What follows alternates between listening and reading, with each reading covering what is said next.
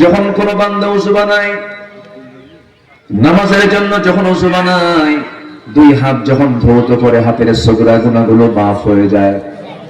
মুখমণ্ডল যখন ধৌত করে মুখের সগীরা গুনাহগুলো মাফ হয়ে যায়। বান্দা যখন মাথা মাসে করে মাথার সগীরা গুনাহগুলো মাফ হয়ে যায়। বান্দা যখন ওযু বানায়, যখন সে দুটো পা ধৌত করে দুই পায়ের সগীরা গুনাহগুলো মাফ হয়ে যায়। বান্দা যখন নামাজের নিয়তে মসজিদের দিকে যখন বাড়ি থেকে বের হয়, প্রত্যেকটা কদমে কদমে নেকি লেখা শুরু হয়ে যায়। বান্দা যখন নামাজে দাঁড়ায়, আল্লাহ বান্দার সামনে দাঁড়ায় যায়। আল্লাহ বান্দার সামনে দাঁড়ায়। কি বলিস বান্দা? বল, আমি তোর সামনে দাঁড়াইছি। কান্নাকা তারাহু, সুবহানাল্লাহ বলবেন না? বান্দা তুমি আমার কাছে কি চাও বলো? বান্দা যখন বলে আলহামদুলিল্লাহি রাব্বিল আলামিন, আল্লাহ বলেন হামিদানি আবদি।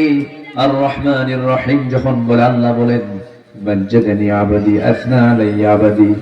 বান্দা যখন মালিক ইয়াউমিদ্দিন যখন বলে, আল্লাহ বলেন মাজ্জাদানি আবদি ইয়াকা না'বুদু ওয়া ইয়াকা নাস্তাঈন পর্যন্ত যখন বান্দা বলে, আল্লাহ বলেন হাদা বাইনি ওয়া বাইনা আবদি। বান্দা তুই আমার কাছে কি চাস প্রাণ খুলে চেয়ে নে।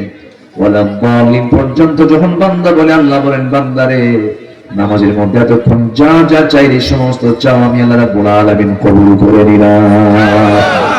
বান্দা যখন রুকুতে যায়, সিজদায় যায়, আল্লাহ বলেন ফেরেশতারা সাক্ষী থাক, এই বান্দাগুলো আমাকে না দেখে সিজদা দিয়ে আমাকে খুশি করার চেষ্টা করছে। এই সমস্ত বান্দারা তামাম জিন্দেগীর গুনাহগুলো মাফ করে আমি আল্লাহ তাদের জন্য জান্নাতের বাজেট পাস করে দিলাম।